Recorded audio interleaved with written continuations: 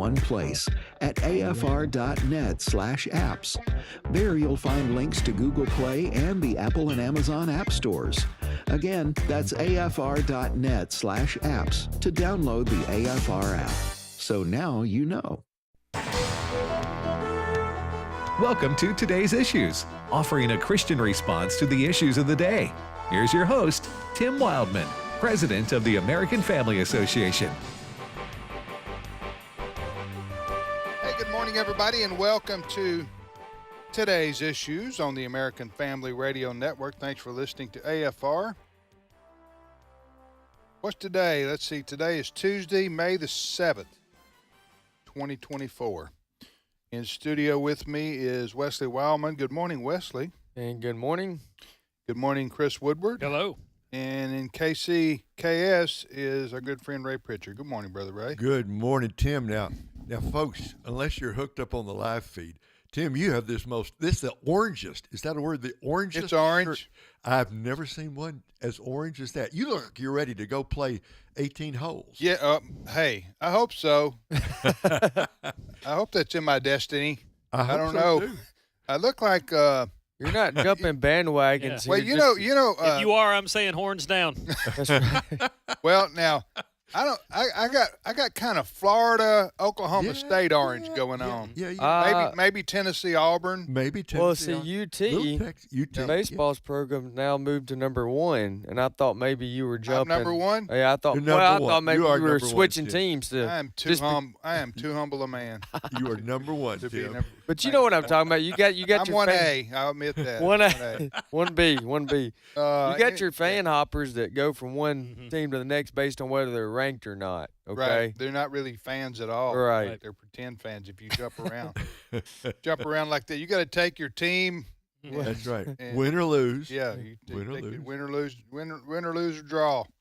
All right. So I am sporting an orange for those watching on the internet today. For I'm liking today's it. issue. And I'm committed. Win or lose, I've got There my you state. go. Mississippi Yeah, he's got his State. Mississippi There you State go. shirt There on. you Wesley go. does. He's destined for a lot of 5 and 7 seasons for the rest of his life. Actually, unfortunately, it's going to be worse than I'm that. gonna tell you, son. No, Savor those Liberty Bowl appearances. it's a Okay? good thing that we're winning more than we're losing in baseball. Because That's in true. football, it is going to be 3 and 7. I have said for years, I said this long before they won the national title, but ours is a baseball school that competes in other sports. That's right. Yes. There you Oh, That's we good. were talking about our go. Alma mater. alma mater, Mississippi State's a baseball school. So there you go. Now Tennessee, they're winning in baseball too. Yep. You know, Sure. they got the orange on. So, all right, a lot to talk about today. Ray, why don't you start us off with some good news? Give us some good news, brother? Just today, my wife and I are reading the book of Isaiah, and we were reading Isaiah 51, 52, and 53. And everybody knows Isaiah 53.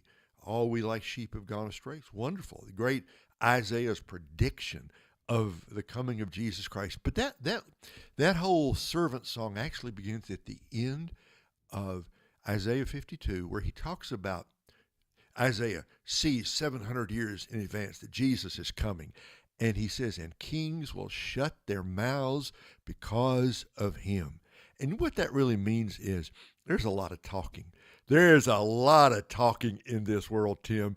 There's a lot of presidents and prime ministers and would-be leaders who've got a lot of opinions about everything. But my friends, the day is coming when Jesus will show up one more time to the earth, and kings will shut their mouths because of him. So if today you feel a little bit uncertain, unsteady, and worried about where the world is going, just a reminder, our Lord is on the throne. He laughs at the men who scoff at him. And the day is coming when our Lord will return. He will reign as King of Kings and Lord of Lords. And I heard a preacher say, when you get up every day, you ought to go to the window, look out to the east and say, maybe today. So who knows, Tim? May the 7th, 2024, it could be today. Get ready, friends. Jesus is coming. And don't be overly discouraged about what comes out of the White House, because there's a lot that could discourage us. Kings, when they see Jesus, will shut their mouths because of him, and he will reign forever and ever and ever. And of his kingdom there will be no end. Yeah, amen, brother. Amen. Got to keep our perspective, don't we? Absolutely. Yes, we do. Keep our perspective. Our perspective and our focus should be on God and the Bible and Jesus Christ. The world of politics and the everyday changing of Culture.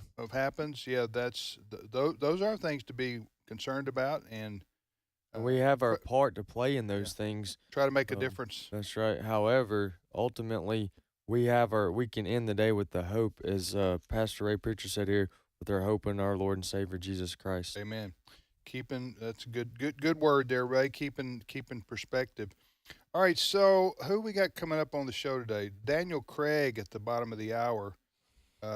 He's through playing the James Bond role, and he's going to be our. No, it's a different Daniel Craig, right, Wesley? That's right, different Daniel Craig. Who's this? Daniel Craig is the one of the founders of Life Camp USA. He met my wife at a Rob West conference, and there was a lot of similarities and a lot of good reasons that we would have them on our radio program because of the ministry that they are doing for young men who It's have. called Life Camp USA. Yes, sir. Life Camp USA. They have a camp for young men who have lost their dads in the serving in military or serving in our military, and they have a discipleship camp for them. It is completely Christ-centered, 100%, while also covering a lot of the very similar to Men of Honor on a more in-depth scale and a little bit longer process. And so we're looking forward to having Daniel Craig on with Life Camp USA to share a little bit about what they're doing. He's got several testimonies of how they're making an impact on the lives of young men who do not have dads. Okay. Daniel Craig coming up at the bottom of the hour, and then Abraham Hamilton III will be on with us at 10:45 Central right here on American Family Radio. Is Abe in studio or is he on Comrex? Okay. All right, Chris, what's your first story? Well, we need to be in prayer for our fellow Americans in the great state of Oklahoma. And I say that because for the second time in about a week to 10 days, the state of Oklahoma has seen some horrible tornadoes. This time around, it occurred in northeastern Oklahoma in a couple of towns, Barnesdall, if I'm saying that correctly, as well as Bartlesville. Barnesdall is northeast of Tulsa. Bartlesville is north of Tulsa. And again, this is about a week after some devastating tornadoes out there. I've got a little bit of audio from a resident of Oklahoma as well as a TV reporter by the name of Devin Lyon. Clip 1. There is a building flat out here. There is the backside missing off the back of this house, and all of the neighbors are out here just trying to see who made it, what made it. When I drove up here to the highway, it was just littered in broken power poles, exploded wood everywhere. There was the smell of fried wires as I walked up to the hotel, and this tin rooftop was blown in front of the Hampton Inn, and first responders had to move it out of the way so they could get everyone out of the hotel. Well, Ray, you're not too far from there, a couple 100 miles. Last night from they call this part of the country Tornado Alley, right? Starts down in northeastern Texas, like Dallas, Fort Worth, comes right up through Oklahoma, Wichita, Kansas City, and then a little bit into Missouri. And so we were on high alert all the way from Oklahoma up to here, but they have gotten hit in Oklahoma. Chris, what did you say? This is the second time in maybe a week or 10 days, something. Right. Like The that. other one was Sulphur, Oklahoma, which is southern Oklahoma on the map. Well, So where's this town? Where's this? Bartlesville and Barnesdall, Oh, Oklahoma. I know where Bartlesville is. Yeah, we have listeners in Bartlesville. So you're telling me, what was the other town? Barnesdall, Barnsdall. Thing is, if you travel in that part of the country, you know how wide open it is. So, I mean, there's probably, for every tornado that hits a town, there's probably 50 that never, Right. that never Sure. harm anybody. But still, man, with as you say, Ray, just devastation when these E3, E4, E5s hit. And obviously the worst part about it is the deaths that come from natural disasters like this. But right after that, you've got all kinds of people being laid or set back from jobs, and Right. there's Their other lives turned upside down. yeah, a lot of other long-term consequences from natural disaster like Yeah. this. Right, Well, you were going to say? you had these storms coming through last night, and by the time they got to Kansas City, it was a lot of lightning, and a lot of wind, but no tornadoes where we are. But it was that same system, and I was thinking about this, Tim, because it's one thing if you get a tornado at 3 in the afternoon or 4 because you can maybe see it coming, right? But there are few things in life are more terrifying than a tornado that hits after sundown, because you can hear the sound, but you can't see where it's coming from or where it's going, and it hits without warning. And so our thoughts and prayers are with Absolutely. our friends there in Oklahoma. Absolutely. It just seems like you get in a pattern where you get, it's every afternoon. Yeah. Right. It seems like for this time of the year. All right, Chris. By the way,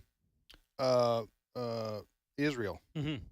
Do you have? I do. Okay, go ahead. Yeah. So yesterday, Hamas said, "Hey, we agree to the ceasefire from Egypt and Qatar, and that kind of took over the news cycle yesterday afternoon. But Israel said, and has been saying, it was going to move on Rafah, and some sort of operation did What begin is there. Rafah? Rafah is an area in the Gaza area of Israel where Israel seems to think Hamas coordinates and plans a lot of its terrorism against Israel in the nation of Israel. So Israel moved on that yesterday, sent some tanks in, after having told people in the area, you need to get out. And by the way, Israel is providing these people with things like food, water, even some temporary shelter. That's been lost in a lot of the news coverage of this, news outlets that want to make Israel out to be the bad guy.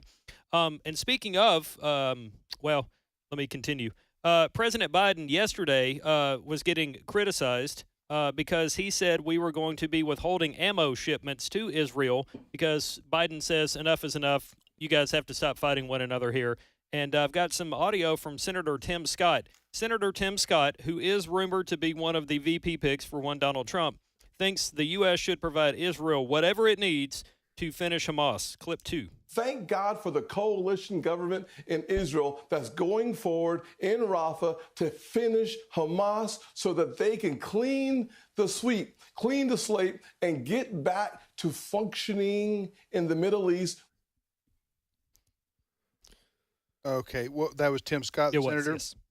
Well, all right, so this is a situation that is coming to I think a conclusion in the next few weeks.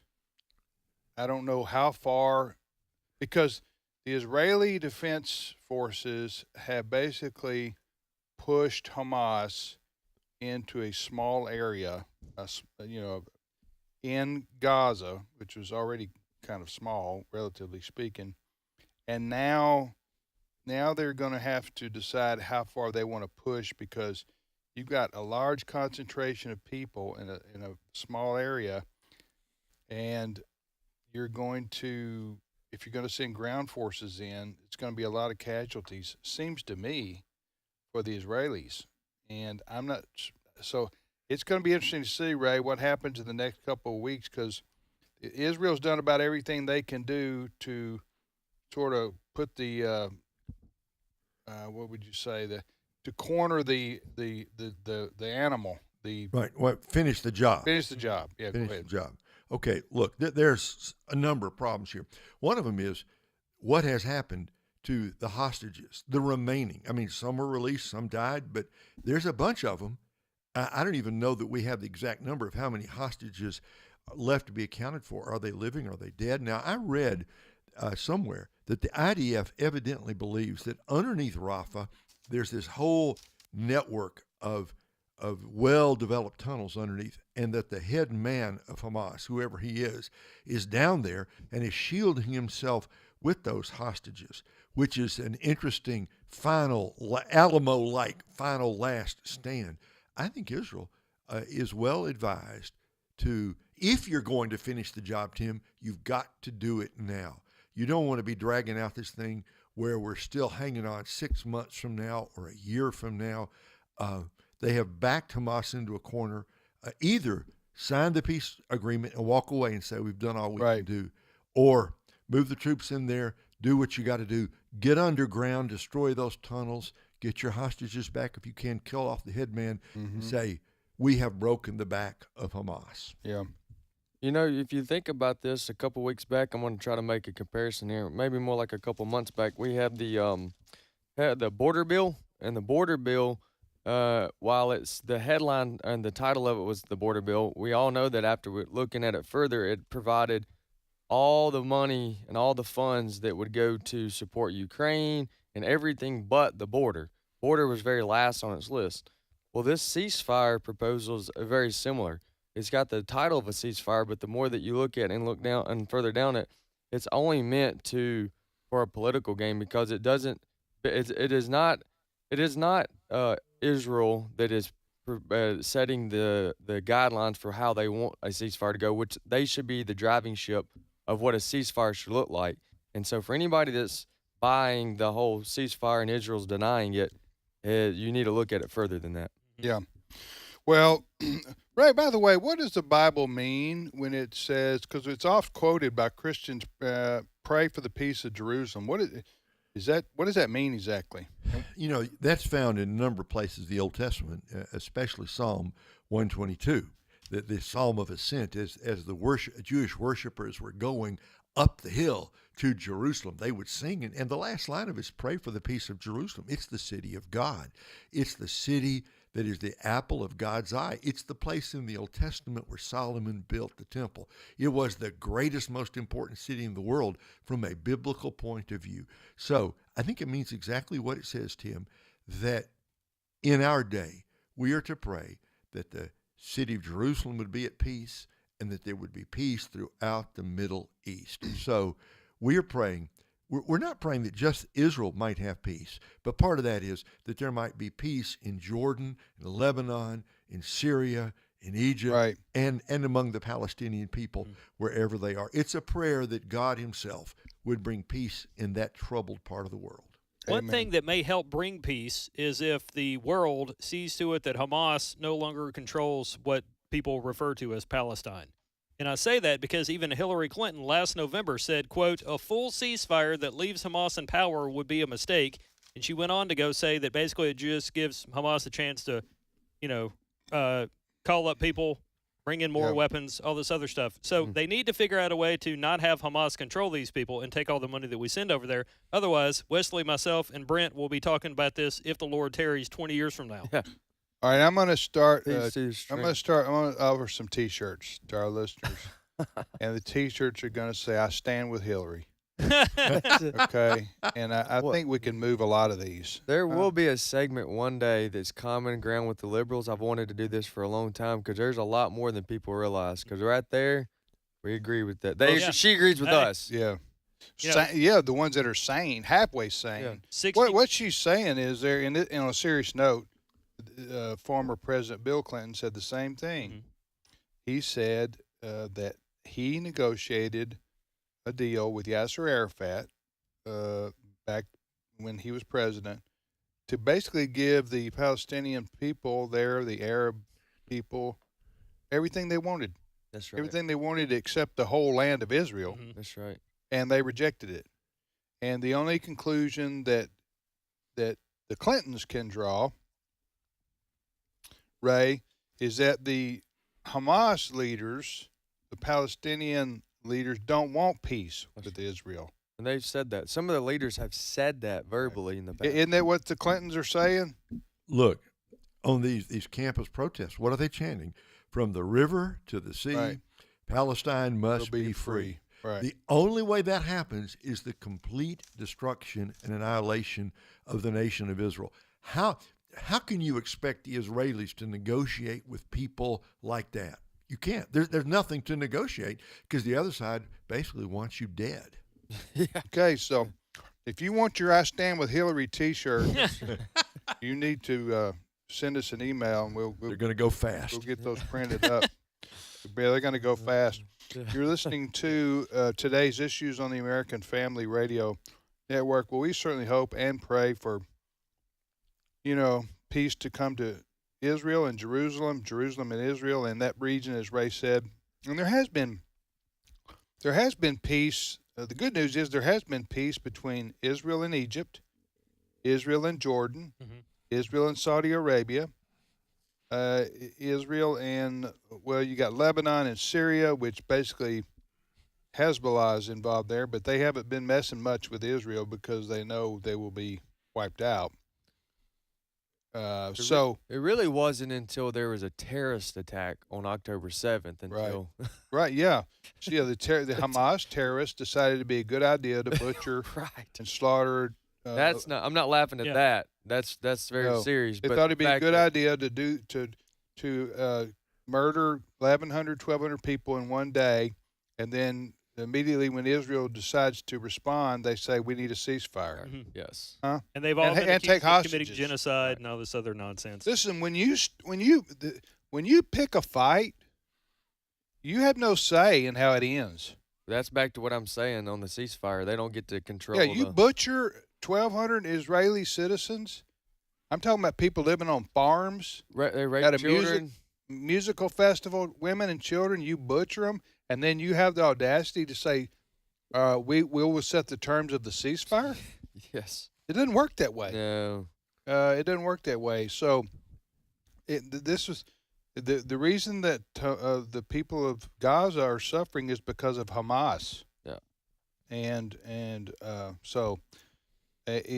But as Ray said, the ideology, the philosophy is that if you have the ideology that all the Jews need to die and get off the land completely, then there's no room to negotiate anything. Yep. Okay, it's a death match, is what I've called it. All right, we're going to take a break. Let's take a break early. We shall return. We're going to talk with a gentleman who his vision was to have a camp for young men who do not have dads because their dads have died serving in our military. Wow, what a specific ministry. And it is overtly Christ-centered. It starts with Christ, and then from there is a lot of discipleship and training that goes on, and I'm looking forward to hearing some testimonies. Amen.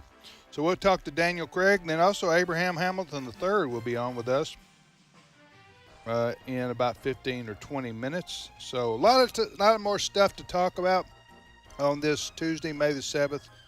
And we hope you're having a nice day, and we'll see you back here in a few minutes.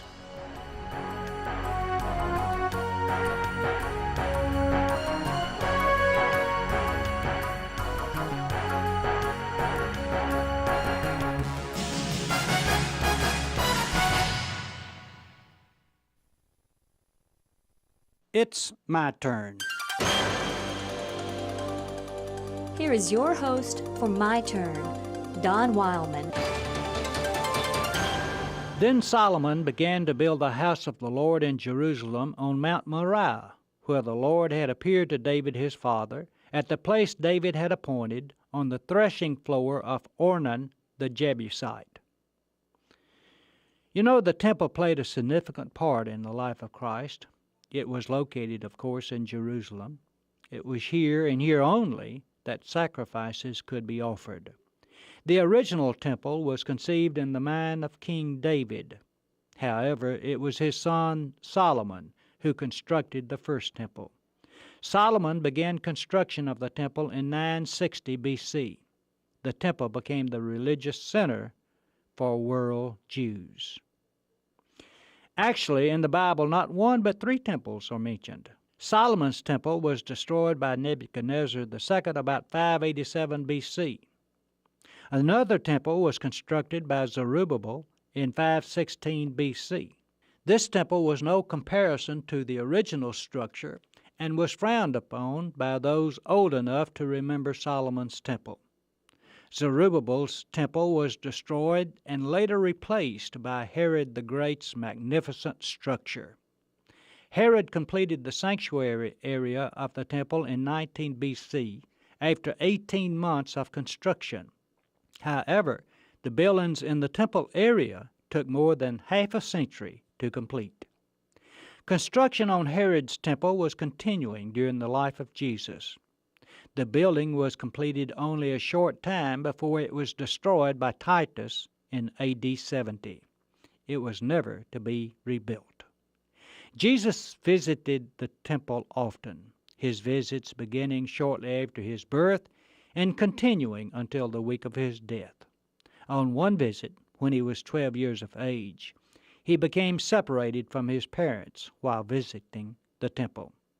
In the temple area he taught, and like an unpopular preacher, he minced no words in his exhortations.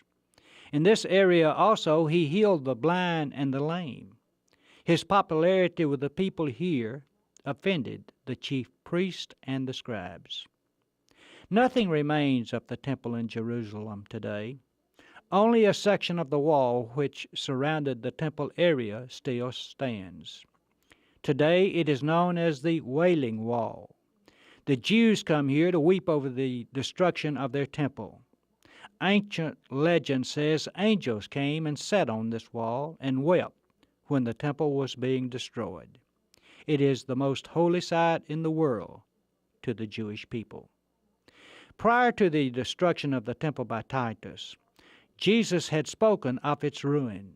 He had stated that not a stone would be left unturned. When the temple burned, the precious metal melted and ran between the cracks of the structure. Later, scavengers searching for that precious metal turned over every stone. The words Jesus spoke were true. Jesus knew the value of the temple. He knew the value of people coming together to worship. There's always the need of people to come together and share in worship. No man, as John Donne said, is an island. And while we don't have a temple, we do have a church. If Jesus felt the need to attend the temple services, surely we need to attend the services of our church. This has been My Turn with Don Wildman, a production of the American Family Association. One thing I ask from the Lord, this only do I seek, that I may dwell in the house of the Lord all the days of my life, to gaze on the beauty of the Lord and to seek him in his temple. Psalm 27:4. American Family Radio. This is today's issues. Email your comments to comments@afr.net. Past broadcasts of today's issues are available for listening and viewing in the archive at afr.net. Now, back to more of today's issues. Hey, welcome back, everybody, to today's issues on the American Family Radio Network. Hey, if you want to watch this here show on video, on the video stream, and who wouldn't really want to watch this here show on video stream? There's three options. Number one is ours. We own and operate this, so we won't cancel ourselves. And that is stream.afa.net. Right, fellas? That's correct. Stream.afa.net. Not scream. Stream. Stream.afa.net. If you go there. Are you going there? I'm there. Go there. Okay. Can you watch I'm already the show? there. Can you watch the show? I know you're there. You can, but I'd have to log in. And I have well, how long does that take? Well, I'd have to remember my password. It's I stand with Hillary. And don't act like you've never said that yourself. What's my password? I didn't see anything. Okay, all right. Why'd you just was there a look on my face? There was a look on your face like I'm going to judge you? Okay, I'm just looking over here to see what you're doing. No, I'm just overly sensitive today. Stream.afa.net. You're a sensitive guy. You are. Stream.afa.net. And then you have Facebook. Just type in today's issues, right? That's right. And we live video stream there, and have for years. And then we're back on YouTube. We've been on there about 6 or 8 months, huh? For now. But as long as Ed doesn't say ivermectin, I think we'll be okay. But Ed comes in here giving all kind of medical advice. People, you know what I'm saying? We get in trouble, and YouTube says y'all aren't doctors. We're banning you. Yeah. So we're YouTube. What is it, Brent? It's a different kind of Today's Issues Live. Today's Issues Live. That's okay, it. thank you. Got you. So if you go to YouTube, just type in Today's Issues Live, and you can watch the show there. So 3 different ways to watch the show. And on our Today's Issues Facebook page, we do post the stories that we discuss, so you can see where we're getting our information from. And I would highly recommend downloading the AFR app as well. AFR app because there's a third edition to our radio network where we have contemporary Christian music 24/7 that you can listen to there. And Yeah, but you don't want to listen to it during this show. No, not during this show. No. No. Every show but this one. Oh, okay. It's available. It's not available during this hour. But what you're saying is we have contemporary Christian music available also on our AFR app. Yes, that you won't be able to find anywhere else. Right. So I just want to make people aware of that. All our radio programs are archived there, too, at the AFR app. So, of course, you can listen to it 24/7 there as well. Yeah. If you want to send us an email, it's comments@afr.net, comments@afr.net. Tim, Wesley, Chris, and Ed. Wesley, you want to introduce our guests? I sure will. A couple weeks back, my wife was traveling, and she was at the Rob West conference. She was there as a booth and as a. She was a booth. It's a booth. She identified as a booth. She, apparently you can do that nowadays. Wow, So I didn't that's know how that. she got in free. Huh? Okay, she identified as a booth, so you get in free. She did not do that. She was working an AFR booth at the Rob West conference. I got you. It was an opportunity for people there, multiple different ministries, to come together and to fellowship, to connect, and to get to know each other and see all the different works that God's doing throughout our country. And one of those ministries that came by was Life Camp USA. They came by the booth. They connected with my wife. My wife came back, and she knew how passionate I was about young men who do not have dads, and so much so that AFA has its summer program called Men of Honor, which is coming up. We can talk about more about that another day. But in addition to what AFA is doing for young men who do not have dads, Life Camp USA is doing this, doing similar, and even in some cases much, much more. And I'm excited to have Daniel Craig on with us, who is one of the development directors for Life USA. Daniel? I'm here. Good to meet you, Wes. All right. Well, good to meet you as well. We wanted to have you on for a couple minutes because what you're doing there is even more unique than what we do. Ours is more general. Yours is a little bit more specific. What would Life Camp USA do? Tell us a little bit about its mission statement and some of the things that it accomplishes. Sure. Life Camp USA, we focus on the sons and daughters of fallen heroes. We're doing a lot for the sons right now. They're just seeing a huge need for them. And our goal with them is to reach out to these young men who lost a dad through service, and that could be with the military or law enforcement. And we want to help them to just develop that personal resilience to the challenges that they're going to face, helping develop biblical fortitude and restorative healing for what they've experienced. We do that through a week-long camp, all expense paid. We take these young men out to the wilderness and connect them with male mentors that can really encourage them in a way that a dad should. We stay connected with them for an entire year, trying to help them to just recognize what are the values, what are the characters, what are the godly values that they should be developing in their life. How did you, Daniel, this is Tim, how did you get this vision to do this? It started about 3 years ago. This is our fourth summer that we're working here. And at that time, we had been working with an organization. You probably know them, Samaritan's Purse. They have a program called Operation Heal Our Patriots. And we saw a lot of these returning veterans, injured vets, coming back and getting connected with their wives, just trying to have that marriage counseling that brings them back together because they've changed quite a bit since being deployed. And that question came to us of, well, what about those men that aren't returning? And what about those young men that now don't have a dad because their dad sacrificed everything for our country, for us? We want to step up for them. They deserve some of the greatest honor that we can give them. We owe them a huge debt. But now that they're fatherless, they're at such risk for extreme detriments, right? And the list goes on for what these young men need and what they're at risk of. So we decided, hey, we want to help stand in that gap. We want to help these young men grow up into the men we know that God made them to be. Where do you hold these camps? Yeah, so we're based out of Wisconsin, but we're all over the nation right now. We're focusing a lot on wilderness locations. So we have 10 men and 10 young men going to camps at 8 different locations this summer. Those are going to be in South Dakota, in Washington State, Colorado, Montana, Wisconsin, Minnesota.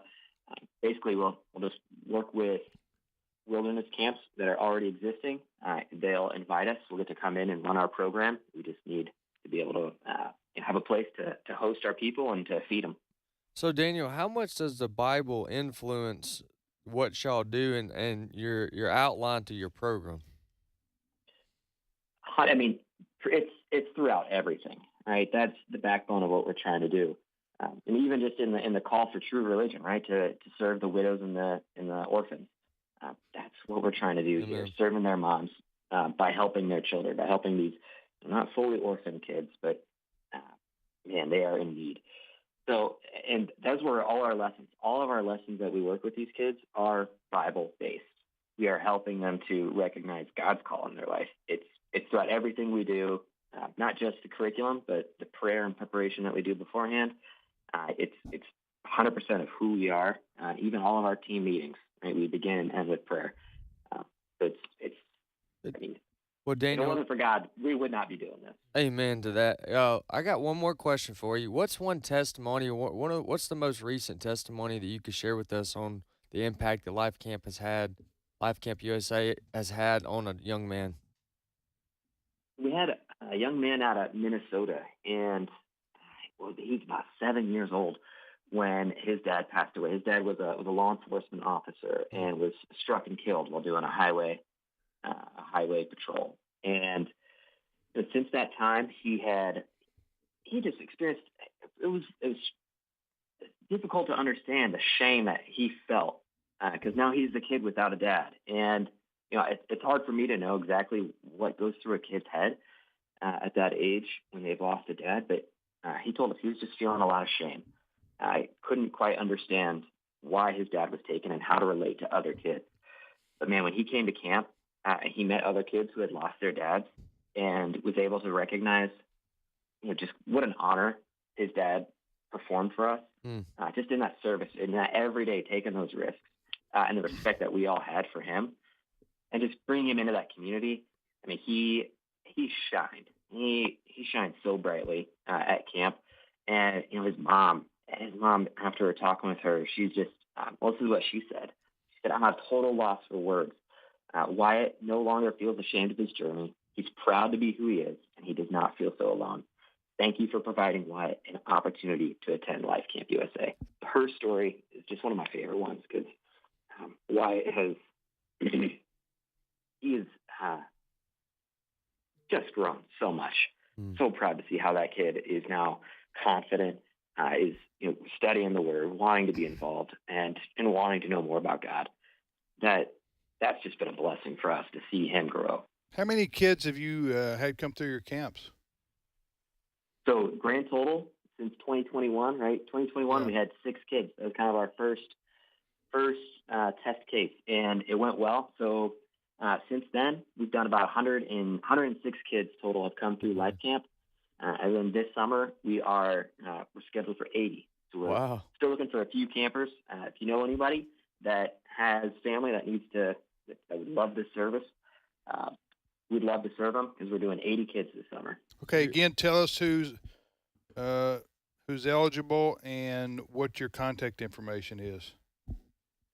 So, Life Camp USA, we're serving the middle school sons of fallen heroes, and that can get cut up a few different ways. We define that as law enforcement, first responders, military, whether it was active duty or illness-related deaths or PTSD and suicide-related. We want to serve and mentor those young men.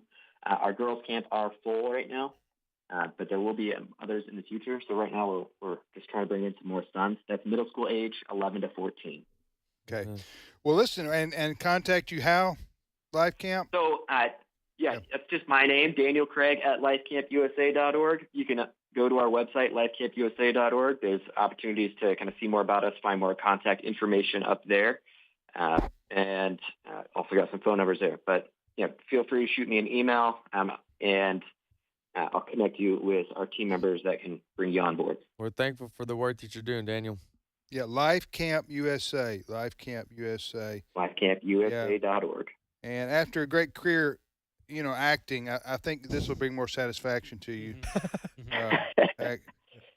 Oh, wait. I never. I was never really satisfied with that work anyway. That was just paying the bill. Okay. Okay. All right. Thank you, Daniel. Appreciate it. Good sense of humor. Hey, Yes, thank you, yeah, Tom. all right. Thank you, Wesley. Thank you. Hey, Peace, bro. Daniel Craig joining us right there. Not that Daniel Craig. Right, I used to manage the Texas Rangers until I got fired a couple of years ago. Chris Woodward. Wow, was that the name of the manager? It was. Yeah. So you oft got confused with him, huh? I actually got an angry tweet from somebody who I think had way too much to drink during a game one time. He was mad about my managerial choices. I printed it out. I have it somewhere. That's hilarious. Oh man! So Somebody your was- name, Chris Woodward, another Chris Woodward managed the Texas Rangers baseball team, And he made some mistakes, and apparently. you got the I did. It was funny. you got the wrath because I thought long and hard about responding, but under advice of counsel, I decided not to. Ray, you ever been confused with anybody else? You know, I remember a few years ago, I was speaking at Word of Life in New York, and a guy came up to me after one of the services. In all seriousness, he said, "Did you ever play for the Dallas Cowboys?" It was the high point of my public ministry. Oh boy, You're big enough to have played ball. Oh man. Oh, I man. tell you what, 2 feet I taller tell than you me. What happened to me one time was this wasn't being identified as somebody else, but because my name's pretty unusual. But I was in Washington D.C. at Reagan Airport. This is 20 years ago, I guess. And I was getting my luggage off the conveyor belt, and across from me, like 20 feet away, on the other side of the conveyor belt, was my body double. He's your doppelganger. And yeah, he was looking at me. I was looking at him, but he didn't look at me long. But I kept staring at him because he looked exactly like me. It was you from really- another dimension, like another I time. guess. The Well, I don't know. multiverse. It's just weird. I guess everybody says you're somewhere in the world is your body double, yeah. right? If And you look like me, I'm sorry. Did you go up and talk to the guy? no, I didn't want to weird him out. Then he just said, "I don't look like you." Listen, But anyway, we need to get off this topic about who we look like. Cause I got PTSD because I get called Walker all the time. So we Yeah, need to your move brother. on. Yeah, My you- brother Walker. We need yeah. to move. I'm just right, kidding, I'm just right. kidding. Well, at least Kidding. it's your brother. That's- This fellow was. I don't know. I never don't saw know. him. Never saw him before. Never saw him again. It was just a. From another dimension. Yeah, I guess so. Anyway, He's an angel. was it an angel? kidding. As Chris said, I hope an angel doesn't look like. There you go. Doesn't look like me. That's right. Yeah. I need a little more from an angelic appearance. All right, you're listening to today's issues on American Family Radio. Tim, Chris, Wesley, and Ray. And joining us now is our good friend and colleague, Abraham Hamilton III, who serves as general counsel for us here at our ministry and also host of the Hamilton Corner, Monday through Friday at 5 p.m. Central Time on American Family Radio. So on this network this afternoon, if you stay around till 5:05, Or come back. yeah, come back, Yeah. then we will be Abe will have his show at the Hamilton Corner. Good morning, Abe. Good morning. So Abe, I wanted to ask you about we talked yesterday briefly about what's called Title IX, and I described it for our listeners. Title IX is a federal government program created in the 70s or 80s, wasn't it, Abe? 1972. What was the purpose of it? Yeah, Title IX was the feature of the education amendments added to the Civil Rights Act of 1964 that basically created women's sports as a category at the collegiate level, and it also included things that applied ultimately to the university level beyond sports, basically providing a footing for women really to come to the place to where we now have competitive sports at the highest collegiate level, Division I. Okay. NCAA. Okay, that was what Title IX was designed for, basically to promote women's sports and that kind of thing, right? Yeah, and women's equality. Women's equality. That's what it was designed for back in 1972. II. Well, so money is distributed across the country by the federal government to promote this Title IX. So what is Joe Biden and his administration decided to do with this Title IX funding?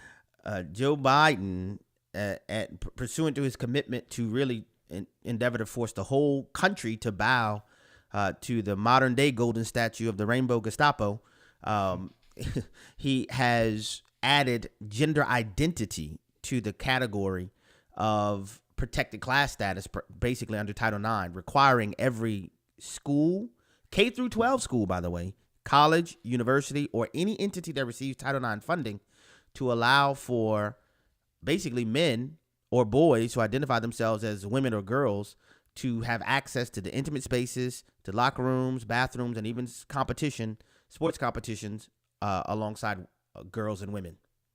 This is insidious. For one word to describe it. Okay, now the good news is here there have been several states. This is kind of why I wanted to have you on, Abe, to tell us the good news part of this, because there are several states that are going to court to fight this Biden. Is it a ruling? What now? Is it a ruling? Regulation. It's a regulation. Yeah, it's not a law. Title IX is a regulation. In other words, it's not in other words. It's what is happening. The federal government sends out money to promote Title IX, women's equality, women's sports across the country, and has done that since 1972. Now Biden says, hey, if you don't promote transgenderism, you're not going to get the money. But my question, Abe, so is the process that he's going, is it itself legal, or is there another route that he has to go, regardless of how we feel about the transgenderism? Well, no, it isn't legal, which is why all of these states' attorneys generals have sued, because Title IX was passed by Congress. It was a congressional statute. Yep. What he's proposing is a revision of the interpretation of Title IX through the Department of Education. And he gets to decide. He gets to right. I wanted to make sure this is on the table. Biden and his team are the lone deciders of where the money should go, even though it's appropriated by the legislature. Go ahead. I'm sorry, Ray. Yes, you're absolutely right. And they are attempting to basically rewrite Title IX to comply with Biden's obsession with the LGBTQ IAP plus social political agenda, sexual deviancy social political agenda, and there's an additional insidious component to this that some people are not even addressing, because one, there's been a focus on women's sports, but it's not limited to women's sports. We're talking about intimate spaces, bathrooms, locker rooms, the whole nine yards. But here's another thing. If this revision was allowed to stand, when it is read in conjunction with other aspects of the law that already exist, it has implications even for teachers and administrators in schools, because teachers and administrators are known as what's called in legal parlance as mandatory reporters when children suffer abuse.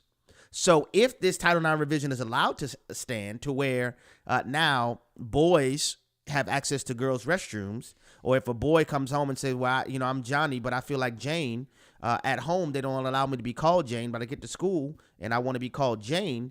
If a teacher finds out that a family is quote unquote non-affirming of gender identity under the Title IX revision, it could be construed as abuse in the home for non-affirming parents. So now would this put schools and administrators in a position where they have to mandatorily report these parents to Child Protective Services for them having abusive environments in their homes? I mean, this is insidious, which is why all of these states are suing.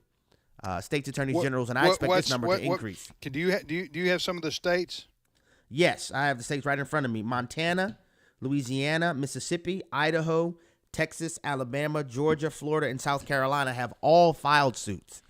That doesn't include the organizations that are suing because they receive Title IX funding that are suing in addition to these states, but the numbers of plaintiffs are lining up against this really unconstitutional, and extra congressional effort to rewrite Title IX that the Biden administration is pursuing. Governor Ron DeSantis of Florida, I don't think we have his. We do not have a soundbite from him. He today. said, "quote Biden is abusing his constitutional authority, end quote. And Florida is suing the Biden administration over its unlawful Title IX changes. And he said, this is what DeSantis of Florida said, which is basically what these other states are saying too. But DeSantis just said it like this. He said, we will not comply, and we will fight back against Biden's harmful agenda. And to give people an idea of how urgent these lawsuits are, the final regulations are effective August 1st of this year. That's according to the Department of Education. So something needs to be done somehow, some way before kids start going back to school in August. Yeah. That's right. That's right. All right. Well, it's bad news that Biden is doing this, arm twisting, using federal dollars to try to promote and jam the LGBTQ, especially the T, down the throats of the states. But the good news is that many of the states are, and hope many more will line up and join this. I think they will. All the red states will fight back. And, go ahead. One of the ironic things is what they're hanging over these states is the federal funding. So you literally have the Biden administration saying you either bow your knee to our social deviancy agenda, or we won't give you money for your school lunch program. Mm-hmm. Yeah. Anyway, all right, Abe, thanks so much, my friend. Appreciate it. What do you got coming up this afternoon? I'm really excited to share with listeners and viewers this afternoon a bit of a conversation between Richard Dawkins and Ayan Hirsi Ali. The former Muslim, then turned atheist activist who's now become a Christian recently. And she was quite pointed in talking to Richard Dawkins about, I formerly mocked Christianity. Now I know Jesus is the truth. Well, that's interesting because Russell Brand, who is a British comedian and social commentator, we talked about this last week. He also recently, like in the last few days, confessed to believing in Christ and becoming a Christian, being born again. I saw pictures of him yesterday. I got the link for you, yeah. No, that Jesus has a link for us, Chris. Well, anyway. To what you're discussing. Huh? Oh, you meant, Yeah. Oh, okay, okay. I thought. I'm not the link. Okay. Just to clarify. No, the link, no. That was a bad joke on my part. Okay. What I'm talking about is he said he was pictures of him being baptized, and he said he gave his life to the Lord. So, with Ray, with these new Christians. By the way, Abe, thank you, brother. Take care. All righty. Thank you. Okay, see All ya. righty. I'm going to let Abe go. He's got like 27 children. So any this just in. Any 1 minute, Maria can get him back. I need right before the program. I need to turn him loose. Yeah. Anyway, Abe, Ray, what about these new Christians, though? We need to, especially when they're celebrities, we don't need to expect them to be teaching on the book of Revelation next week, right? Well, I think about Russell Brand. I'm delighted. I read Bear Grylls, right? That survival specialist who's a Christian, baptized him, I guess. It's a wonderful start. If somebody says, well, what do you think? Is it genuine? Well, there's only one answer. Time will tell. Right. That's right. Time will tell.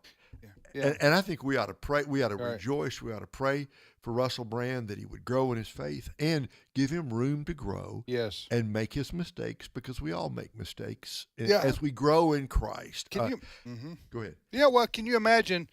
For those of us in this conversation, we grew up in the church. Right. We had some experience with proper theology. Right. Discipleship. You take a man who's been a pagan his whole life. He's in his mid-40s, I think. And he gets converted, you can't expect him tomorrow to have the Sunday school answers. Give him some saying. space. No, who used to be married and give to? him some grace. Katy Perry. Oh, I He did used to not be realize married that. That's a good thing he's not now.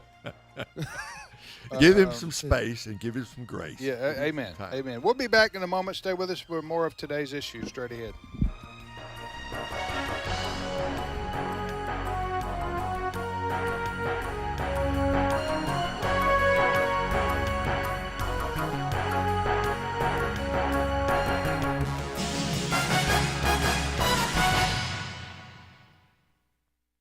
The views and opinions expressed in this broadcast may not necessarily reflect those of the American Family Association or American Family Radio.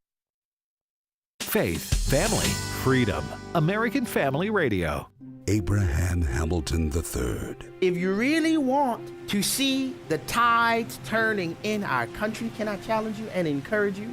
If the Lord could grab a hold of us in our family, you would see the tide in our politics turn. The Hamilton Quarter, weekday afternoons at 5 Central on American Family Radio. This is American Family Radio, a listener-supported ministry of the American Family Association.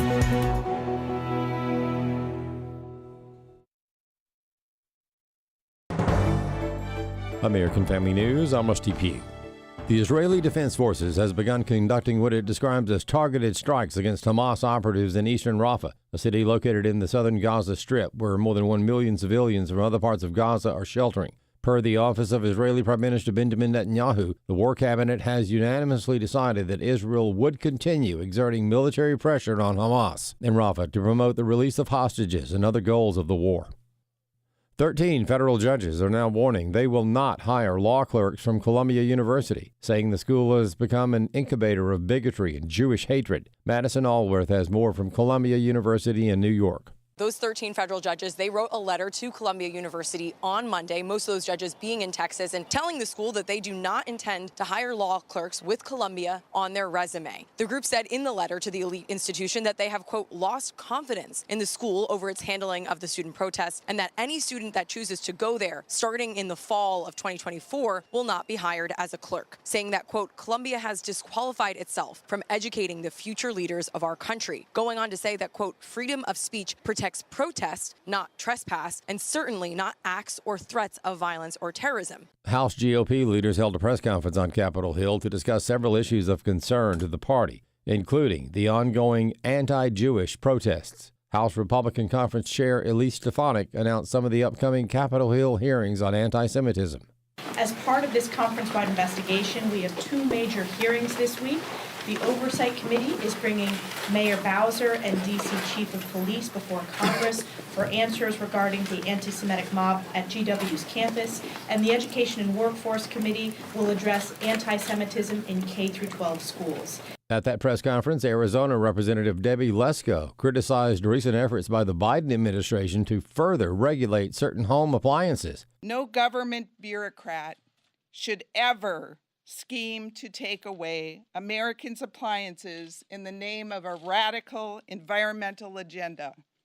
Yet, that is exactly what we have seen under the Biden administration. The media is trying to paint South Dakota Governor Kristi Noem as a monster because she had to make a choice about a dangerous dog on her ranch. She is facing backlash after her new memoir reveals that she had to shoot and kill a dog several decades ago. I'm sorry you're not hearing from real Americans that live on farms and ranches, because every state has a law in the books that allows for animals that are killing livestock and attacking people to be handled this way. Okay. And so I made a decision as a mom, and I'm a grandma, that the safety of my children and the safety of people was what I needed to decide on. A biological male track runner competing as a female won 2 women's events. However, his times would have been last place among the male runners.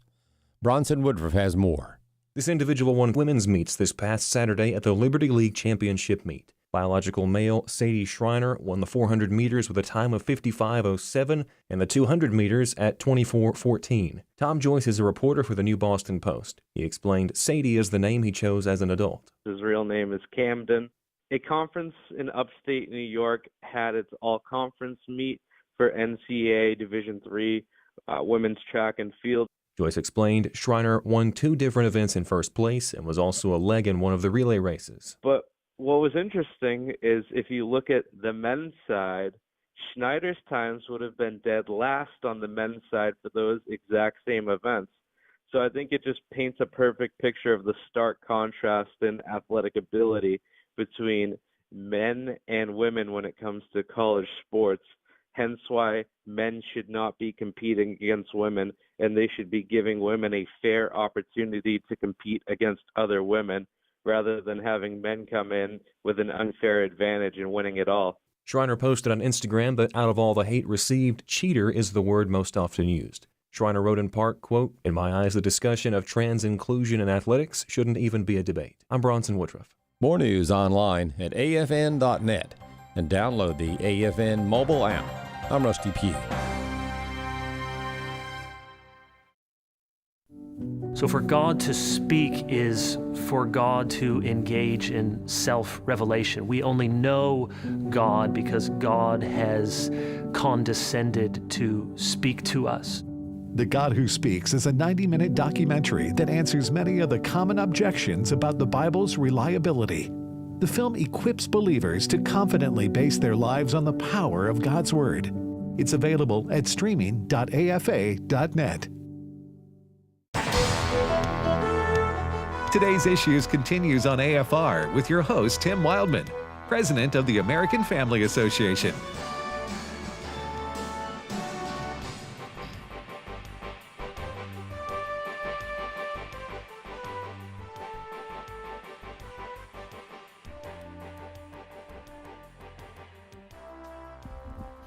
Hey, welcome back, everybody, to Today's Issues on the American Family Radio Network. Tim with Wesley and Ray, and now Steve Paisley Jordahl joins us in studio. Good morning. Morning, everybody.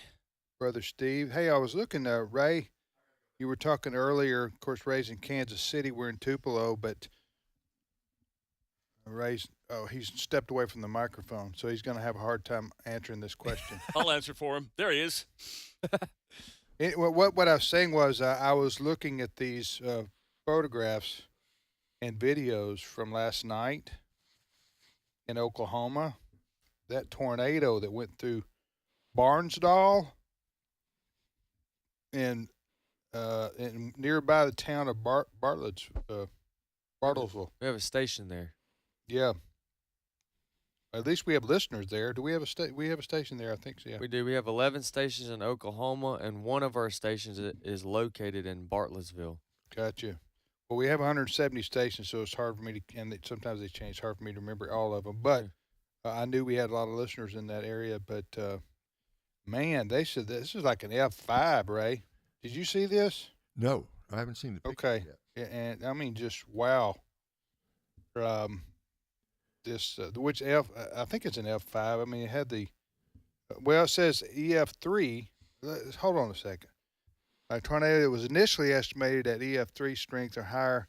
Okay. But it may have been an F4. But anyway, just very powerful tornado that just wreaked havoc across.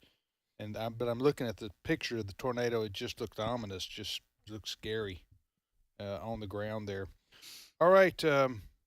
So that's, as we mentioned at the top of the program, Ray talked about how over the heartland the last few days it's just been a daily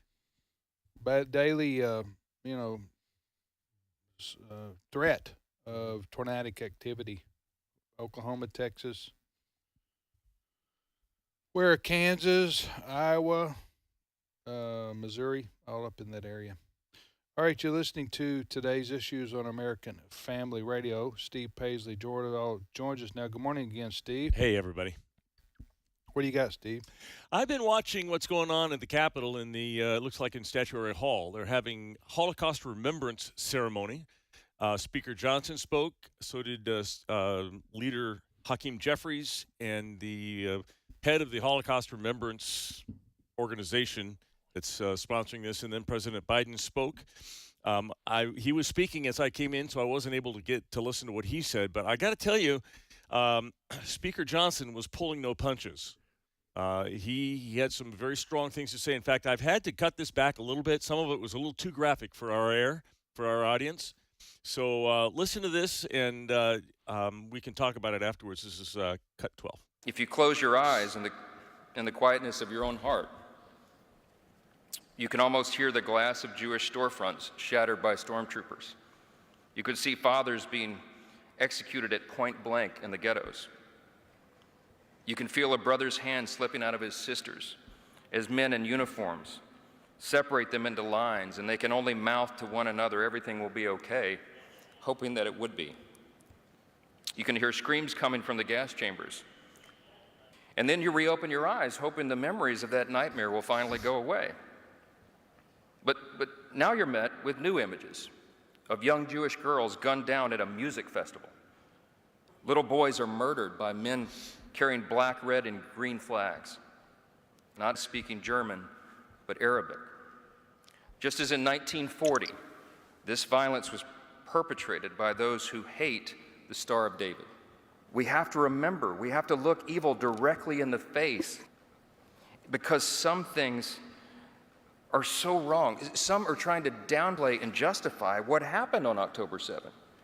There are some who would prefer to criticize Israel and lecture them on their military tactics. They would rather do that than punish the terrorists who perpetrated these horrific crimes. That was Speaker Johnson at the Holocaust Remembrance Ceremony. Is this an annual? Yes. Okay. It does happen to be the 75th anniversary of it, though, I believe. So Okay. it's kind of a significant number. Ray, do you know how many Jewish people died in the Holocaust, Ray? 6 million. Was those all Europeans at the hands of Hitler? Well, so many of them were from Poland. Basically, there were, 3 million Jews in Poland before the war. 90% of them were killed in the Holocaust. And then later in the war, 400,000 Hungarian Jews sent to Auschwitz and gassed. What the Nazis did, it wasn't just criminal and evil. It was ruthless in its technological brilliance. They perfected the means, Tim, of killing thousands and thousands and thousands of Jewish men, women, boys, and girls day after day after day after day. There's a reason for 75 years we've had a Holocaust Remembrance Day, because there's been nothing else like it in world history. Not like this, and certainly not in modern world history. So 6 million killed. Yeah. Do you know why? I've talked to Ed about this. Ed is a historian, maybe not formally, but he knows. Do you know why Hitler and why he hated the Jews so much? It was deep-seated. Anti-Semitism has been around, Tim. As we've said before, it's been around a long, long time. But there was the myth that the Jews controlled the economy. They only favored their own. And Hitler used the excuse that they were Bolsheviks and friends of the communists, which truly, there were some Jews who tended in that way. But this is blood hatred. This is not just hatred for rich Jews or educated Jews. It's a plan to wipe out an entire race of people from the earth. And Hitler largely succeeded in terms of the Jews of Eastern Europe. I have a friend who has ministered in Poland for, 35 years. And he commented to me one day, he said, I've been in Poland for all these years. I've met maybe 6 Jewish people in Poland in all those years. It was effectively wiping away centuries of Jewish life from the nation of Poland. Yeah. Everything Ray said was correct. Hitler used the Jews as a scapegoat. He needed an anger in the country in order to consolidate his power. He needed them mad at something. We dare not forget that, because we're seeing a lot of anger in this country being used to consolidate power as well. There's a lot of echoes going on right now to that time. Right, Ray? It is happening again. And we've said this over and over. The shock is not that there is anti-Semitism. It's that it was so close to the surface, and we didn't realize it. October 7th did not create anti-Semitism. It just pulled the cover off, and now we see what was always there. Yeah, well, and this was a part of historical anti-Semitism. It preceded Hitler, obviously, goes back hundreds or thousands of years. Anyway, it's a look. It goes back. You could trace it all the way back, Tim, to Pharaoh. Haman in the book of Exodus, right? Yeah. Well, there's Haman. Yeah. Go back all the way to the Egyptian Pharaoh who wanted all the Jewish baby boys put to death. Yeah. And I mean, it's anti-Semitism, deep roots in the human heart. Mm. Well, I know they have a Holocaust museum both in Washington D.C. and then also in Jerusalem. By the way, you're listening to Today's Issues on the American Family Radio Network. By the way, the State of Israel, which was created in 1948 by the United Nations at the time, was to give the Jews a homeland they could call their own post-Holocaust. Return the Jews to their homeland. To their native homeland. Yeah, you want to talk about a native people? The Jews to Israel are as native a people as you're going to get, right, Ray? On the face of the earth. I mean, there's no. Oh, they've been the Jewish history in the Holy Land traces back 3,500 years. Right. To Moses leading the people out of Egypt and Joshua leading them across the Jordan River. From the time of Joshua until now, there have always been Jewish people in the Holy Land. Always. Yeah, and these people that are protesting on behalf of the Palestinians, they're the same people who would say that we need to promote the natives, the native people, the Native Americans, for example. Huh? Yeah. Yeah, well, we have natives. On we have stolen natives. land. Right. Yes. We have natives in Israel. They're called Jews. Yeah. Yeah. Huh? Who are the native people there.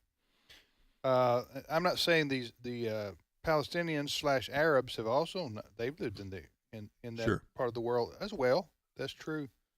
But and they need a home too, right? Yeah. Nobody is saying that they don't need a home. They do. As an aside here, and it's rare that we rabbit trail on this show, but Allison, my wife, and I, we were talking about this last night because we've been over there 25 times or so in Israel, travel the Holy Land, still get chills when I go to Jerusalem because it's the city of God and all the history there relating back to the Bible. But we were talking about how none of the Arab countries are offering land for the Palestinians. Yep. Why is this? They're blood brothers. Okay? The Arabs who are in Gaza, do you know how much land Saudi Arabia has that's unoccupied? Look at the country of Saudi Arabia. Yeah. Oh, and I think aren't they bordering down there with Gaza, or is that just Egypt? Well, it's Gaza's right there on the Mediterranean Sea, but everything's pretty close there, right? And Saudi Arabia is a huge country, many times larger than the nation of Israel. Saudi Arabia, an Arab country, could easily take in, I don't know about easily, but they could accommodate for 2-3 million people, give them a refugee area, and then build them a city. With all that oil money, they got land, they got maybe desert land, but I mean, I'm just saying that Saudis are super wealthy. Probably one of the most per capita wealthiest countries in the world because of the oil. But they don't want the Palestinians in their country. The Egyptians don't want them there. The Jordanians don't want them. I mean, these are their own people that don't want them. And yet they say, the Jews are the problem. Yeah. You know what I'm saying? Which the Jews in Israel actually gave Gaza a strip of land there on the Mediterranean, which makes it much more beautiful, a beautiful spot. Yes, beautiful spot. Yes, much more valuable on the Mediterranean Sea. As somebody said, they could have turned it into Dubai. Yes. Okay. Could have and should have. Yeah, a tourist destination instead.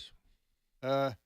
Anyway, the situation there, they live in squalor, a lot of them, but it's quite frankly, a lot of it's due to Hamas, and a lot of it's due to just they don't have any.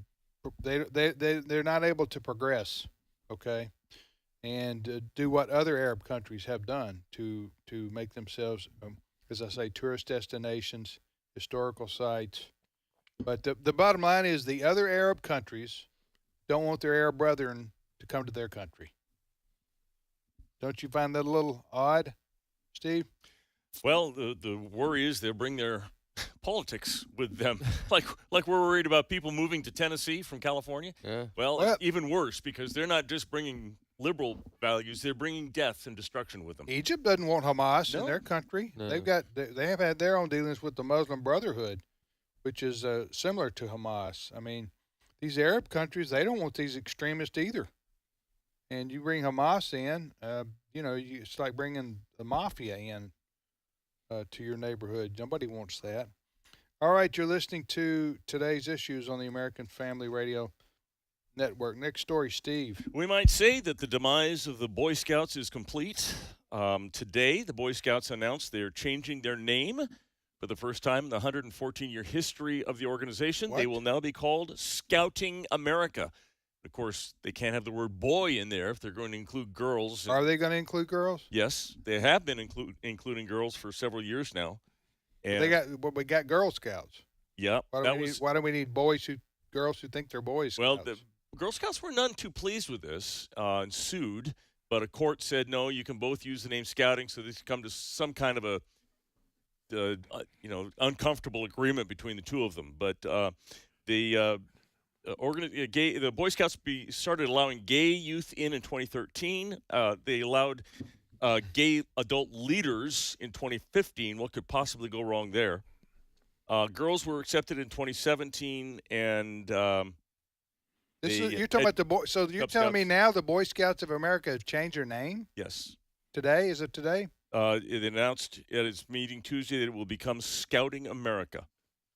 What will happen to the name Boy Scouts? I wonder. Be retired? Gone. Retired. It's gone. It's legacy.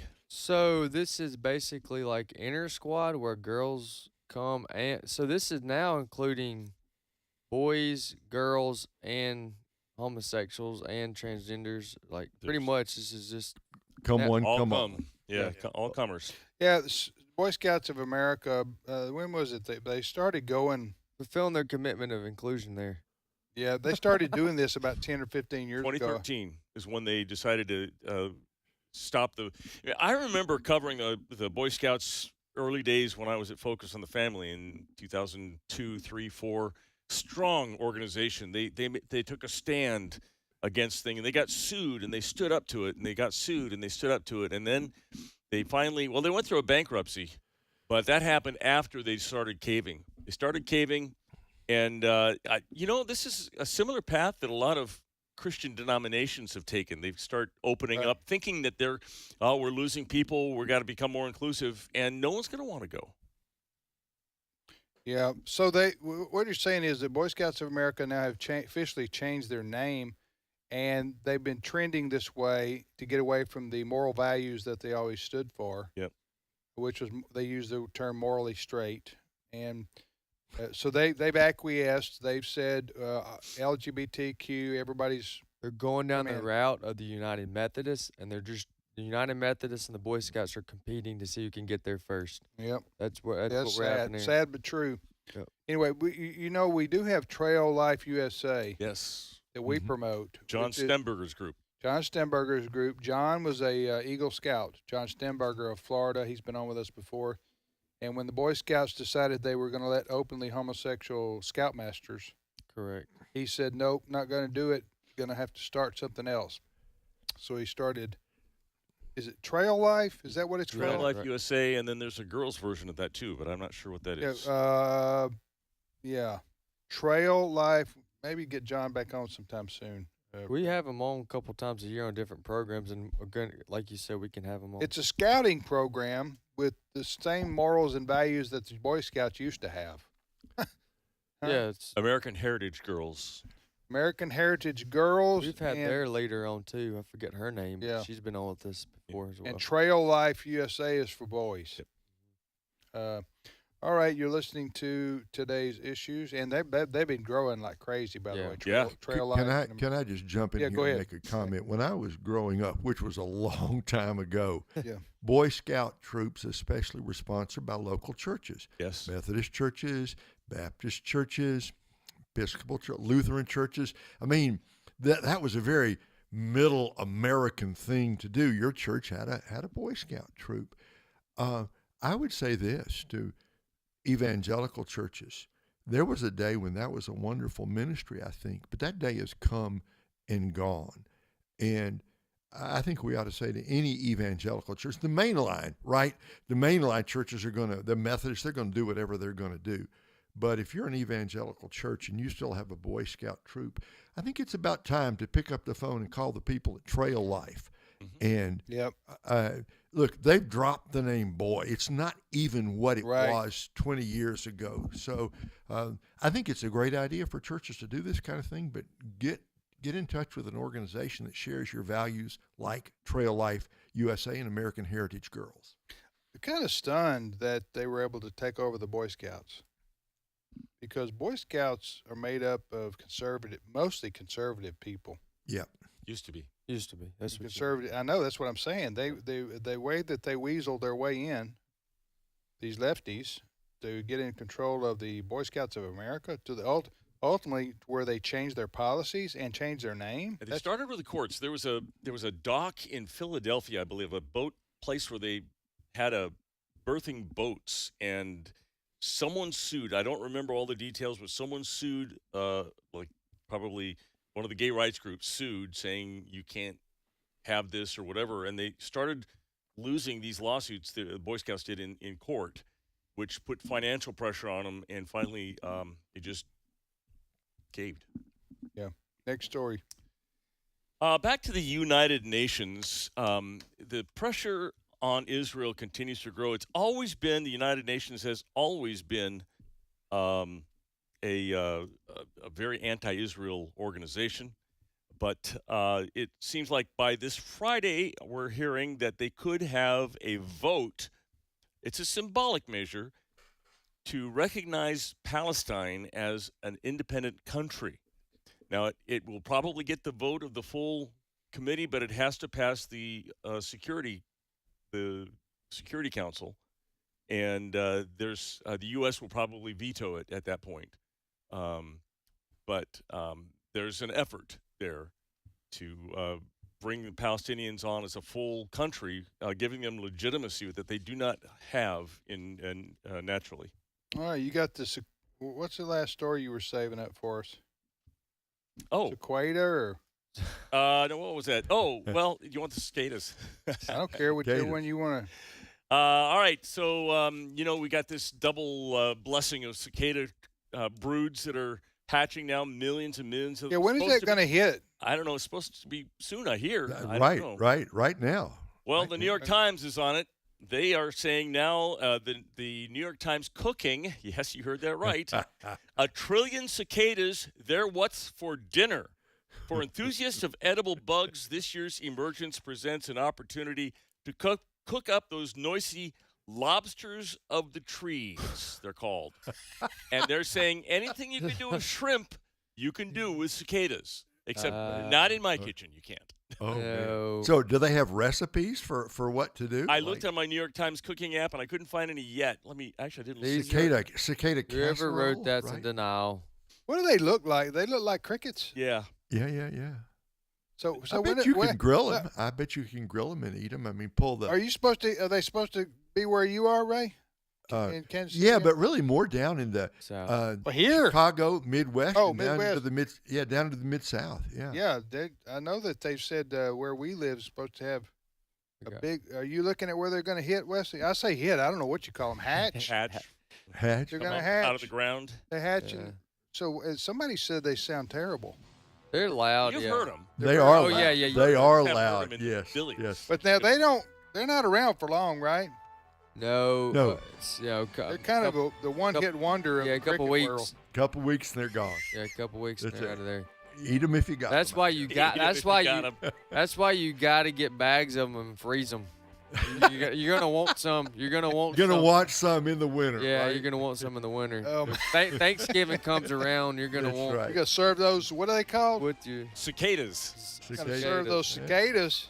Right. I have me some caramel glazed cicadas, please. There you For go. dessert. Dip them in chocolate, right? Yes. Tastes like chicken. Can you imagine your wife Tastes going like out to the chicken. freezer to get a bag or a little Potatoes pack of for Thanksgiving? frozen meat, and then she sees that sitting on top of your hamburger meat? Oh, I don't know. Time for this show to end.